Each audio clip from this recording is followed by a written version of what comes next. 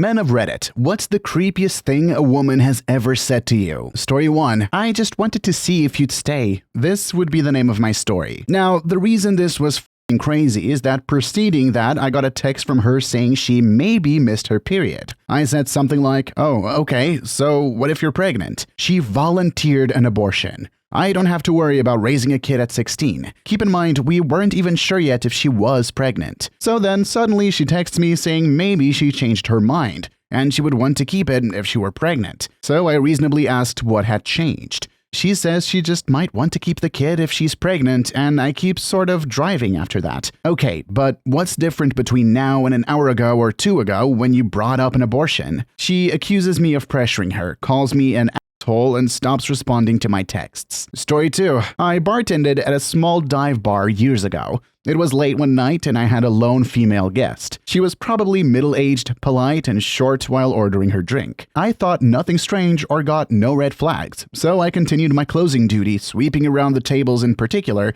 not behind the bar. I'm focused on cleaning and getting out of there, and I turn around to dump the dustpan, and she's standing right behind me, staring me dead in the eye. Will you dance with me? She asks in a slow, nervous manner. For the record, there is no music playing, and we're the only two living creatures in the building. I tell politely that I'm closing and cannot right now, and quickly put distance and walk behind the bar. In the 5 seconds I have to walk through the kitchen, this guest has walked back to her stool and begun hysterically crying at the top of her lungs. She asks me if I think she's ugly, fat, unattractive, a and several other derogatory things which I deny and deflect. She screams and tells me she hates me and runs out of the bar. I ring the beer she drank half up as waste and lock the door. I continued to work there for 7 more years and never saw this guest again. If a person is being creepy and won't take no for an answer, then they do need to back off. Man or woman. Some people just need to deal with the fact that not everyone wants to be in a relationship with them. However, I think that men frequently do this too,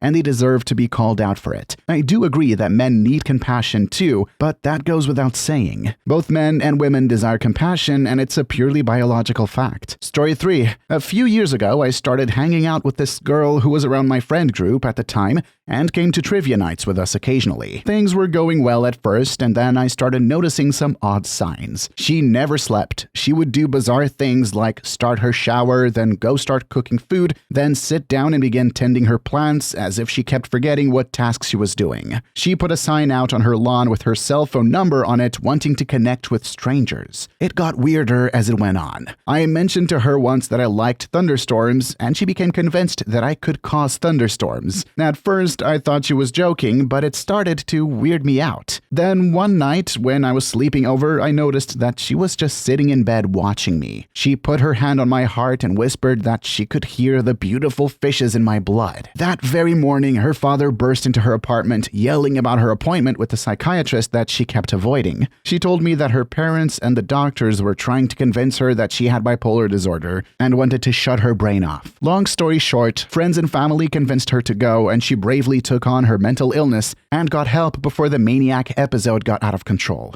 And now we are very close friends to this day. Story 4. Oh boy. 2nd, 3rd grade. A girl a year ahead of me would force herself on me. Anytime we were alone, she would like kissing and touching. She even once said I belonged to her. For obvious reasons, I didn't realize it at the time, but as I got older, I realized that she was likely being abused and was just emulating what was happening to her in a sense. A one-night stand claimed she was single, but I found out afterward she had lied about that. She claimed to be allergic to condoms, and I stupidly went through with it after she assured me that she was on birth control. Her first words after I was finished were that she'd only been on birth control for a few days. To make matters worse, a few weeks later she claimed she was pregnant. Luckily, a reverse image search showed that the ultrasound photo she'd sent me had been on the internet for years. She apparently was in a situation with a newborn and wanted out of her relationship. She saw me as an opportunity. A girl insisted we have sex with the light off. I didn't know at first, but she was on her period. I could tell something was off and switched the light on. When I was trying to end a relationship, my, at the time, girlfriend ran to the knife block and I had to wrestle it out of her hands. Called her family, and she ended up getting committed for a bit. Very sad, but she cheated, and I wanted out. So, yeah. A woman I was chatting with about dating sent me a photo of her daughter, and her son naked in a bed together. The kids were 10, 12 years old, and although she claimed innocent nudism, The topic had never come up before. We'd been chatting for maybe a few months, and I just got this random nude photo of her family. Creeped me out with something awful. I pretty much stopped talking to her after that. Finding your true partner is one of those things you can't rush. I think that, in general, people need to fix their mental health first anyways. Girls can wait until later. Even though you can have friends that desperately want to find you someone, I wouldn't say it's recommendable. The true partner is the one you are always comfortable with, and someone you have to be careful with too. At least, that's my point of view on that. Story 5. As a physical therapist fresh out of PT school, I was tasked with massaging a piriformis muscle of a 40-something woman who was in town on business. For those of you who don't know, the piriformis is located in the area of the butt. So it was already dicey. She was wearing a skirt and a thong underneath. As I was massaging, she began verbally directing me. Lower, to the right, lower, right some more, etc. Essentially verbally moving my hands to her anus. As I was getting closer, I was also getting more uncomfortable. Finally, I figured out that this isn't where her piriformis muscle is. She basically proceeded to tell me I was incompetent, that she has had this done many times, and that I was the one that didn't know where the piriformis was. Then she threatened that she was friends with the owner, and if I didn't massage where she wanted, she was going to complain. I told her that was okay, and I didn't feel comfortable touching the area she was wanting me to massage. And I left the room. She left, and nobody ever mentioned it to me, and I never saw her again. Edit. I just remember this bit. This was back in 2005, so nobody had smartphones yet, but she had a BlackBerry. And the whole time this was happening, she was texting/emailing somebody on her BlackBerry, which made the whole encounter that much more bizarre. Story 6. Back in college, I was in a study group and I found myself talking to this girl. Just talking about class and eventually just talking about random other stuff like life at school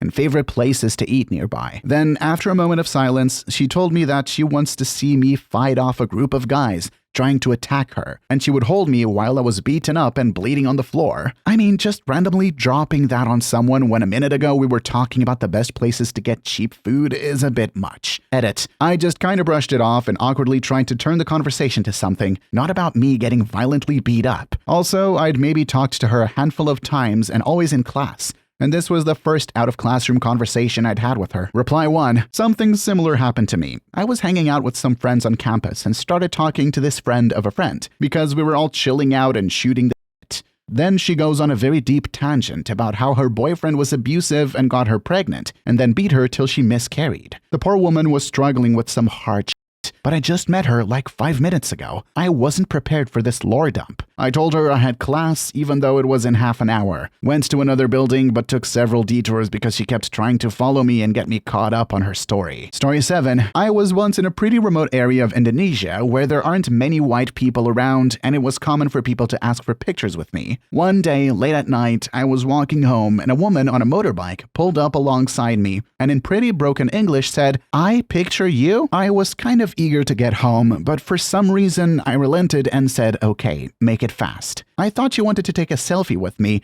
but then she proceeded to show me a photo of myself standing on a street corner smoking a cigarette taken from behind some bushes.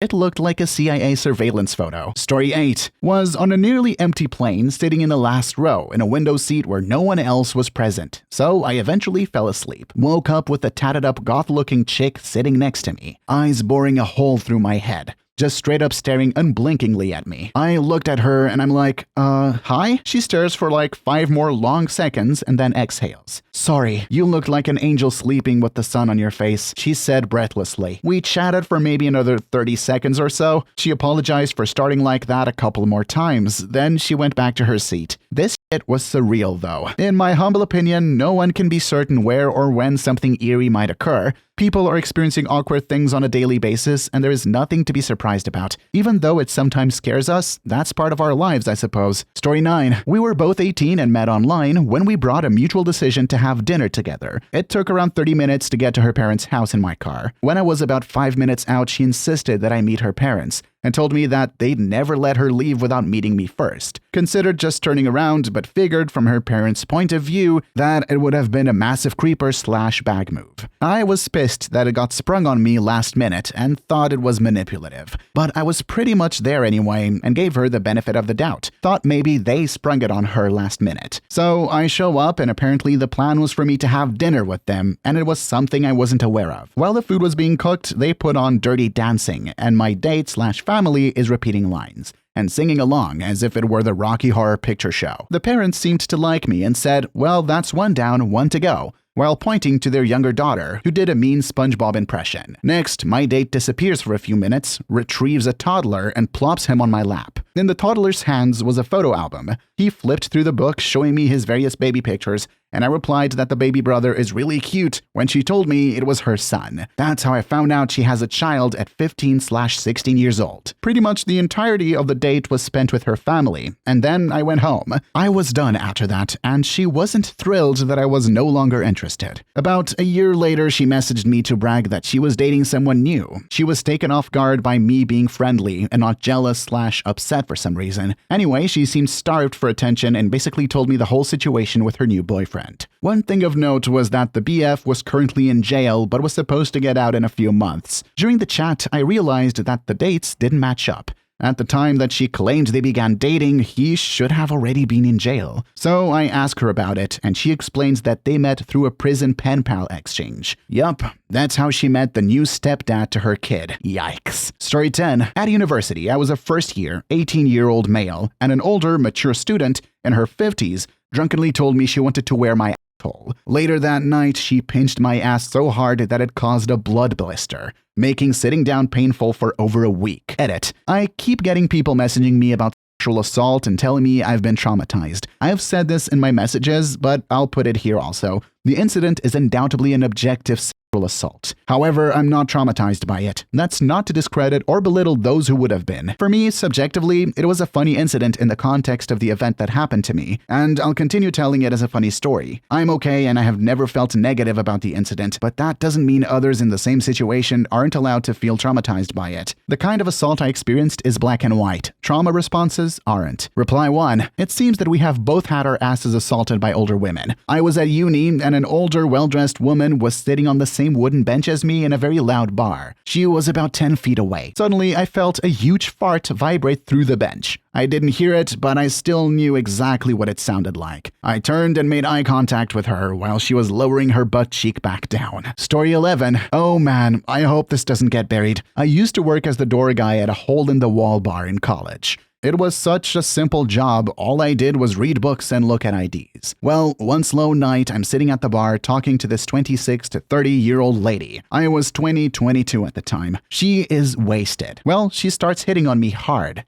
I'm not into it at all, and I'm completely sober. She leans over and is like, I need to go to the bathroom. I tell her that she's a big girl, and I thought she can manage it. She puts on a sexy pooty face and says that she wanted me to wipe her. It was weird as and I never truly swallowed this experience. Story 12. Not a man, but I remember a former friend of mine in the first year who had really bad stalking tendencies. Slept with this guy, I'll call him Dave, she picked up in the bar and got really obsessed with him. They hooked up and even dated for a while, but she scared him off. When I was in her bathroom one afternoon when I was visiting her, about 2 months after they'd broken up, and he'd basically ghosted her, I found a pile of nail clippings and some hair on her bathroom sink. I yelled out, "Want me to chuck these for you?" And she burst into the bathroom while I was still in there and yelled, "Don't throw them out, they're Dave's." She got all agitated after that and was trying to convince me to use my thermographic camera, which I had for legitimate non-stalking research purposes and belonged to the university, to night stalk Dave and make sure he wasn't with some other girl.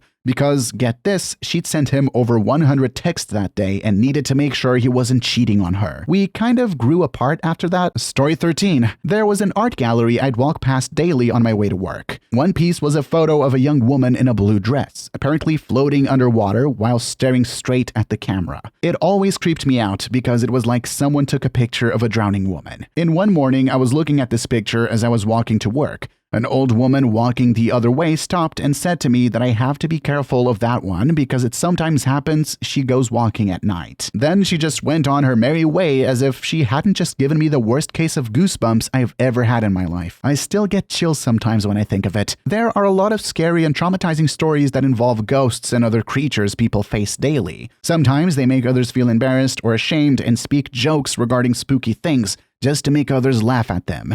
It is what it is, and we have to learn to deal with it, especially at a very young age when kids can mess around with such themes even for years. Please leave your story down below in the comments. I would absolutely love to make a video about them in the future, and also, don't forget to like and subscribe. Until next time, Tony's fam, peace out.